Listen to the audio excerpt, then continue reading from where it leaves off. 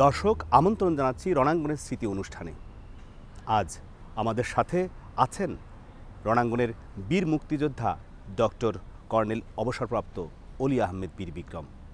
এই জাতির শ্রেষ্ঠ সন্তানদের মধ্যে তিনি একজন। আজ তার সাথে কথা বলবো এবং জানব সেই 1971 সালের মহান মুক্তিযুদ্ধে রণাঙ্গনে তিনি কিভাবে যুদ্ধ করেছেন, কিভাবে তার সেই যুদ্ধের সফলতা এবং কাদেরকে তিনি হারিয়েছেন, নেতৃত্বই বা কে কে দিয়েছেন। স্যার, আপনাকে স্বাগত 71-এর রণাঙ্গনের এই স্মৃতিকথা অনুষ্ঠানে।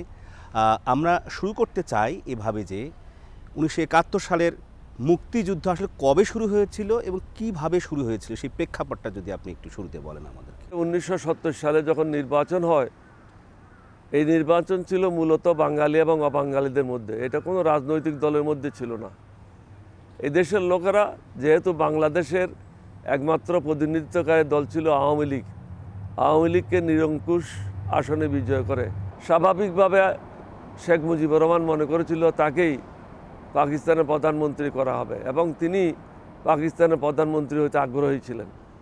কিন্তু আমরা যারা সেনাবাহিনীতে ছিলাম, আমরা পাকিস্তানিদের উপর নজর রাখছিলাম তারা কি করছে না করছে। প্রতিনিয়ত আমরা দেখলাম পাকিস্তান থেকে নতুন নতুন সেনাদল, অস্ত্র বা গোলা বারুদ আসতে শুরু করেছে। অথচ 1965 সালে আমি যুদ্ধে অংশগ্রহণ করেছি, তখন কিন্তু তৎকালীন পূর্ব পাকিস্তান সম্পূর্ণ অরক্ষিত ছিল। তখন পাকিস্তান থেকে কোনো সেনাদলও আসে নাই, অস্ত্র আসে নাই। তাহলে 71 সালে যেখানে কোনো নতুন অস্ত্রের প্রয়োজন নাই, নতুন সেনাদলের প্রয়োজন নাই, সেখানে কেন নতুন সেনাদল এবং নতুন অস্ত্র আসছে? এটা আমাদের মনে সন্দেহ জাগলো তারা হয়তো ক্ষমতা প্রয়োগ করে এই দেশের জনগণকে দমন করবে। আমরা একত্রিত হলাম। আমি, তৎকালীন major Zia, lieutenant colonel M R চৌধুরীর নেতৃত্বে আমরা একত্রিত হলাম এবং আমরা বিদ্রোহ পরিকল্পনা করলাম। এই বিদ্রোহের কথা শেখ মুজিবুর রহমানকে আমরা জানালাম। তাকে বললাম যে আপনি যদি আমাদেরকে অনুমতি দেন, আমরা অতি সহজে আপনাকে বাংলাদেশ স্বাধীন করে দিতে পারবো। তিনি আমাদের উপর আস্থা রাখতে পারেন নাই। তিনি পরিষ্কারভাবে বলেছিলেন, এক ইয়াহিয়া খানের পরিবর্তে আর এক ইয়াহিয়া খানকে আমি দায়িত্ব দিতে পারি না। 3বার তার সাথে আমরা যোগাযোগ করি, 3বারই তিনি আমাদেরকে একই উত্তর দিলেন এবং পরবর্তী পর্যায়ে দেখলাম তিনি পাকিস্তানিদের সাথে বসার জন্য ইন্টারকন্টিনেন্টাল হোটেলে ব্যবস্থা করলেন। ক্রমান্বয়ে 3 দিন বৈঠক করলেন, বৈঠক ফেল হলো। সর্বশেষ তিনি বললেন আগামীকাল থেকে হরতাল।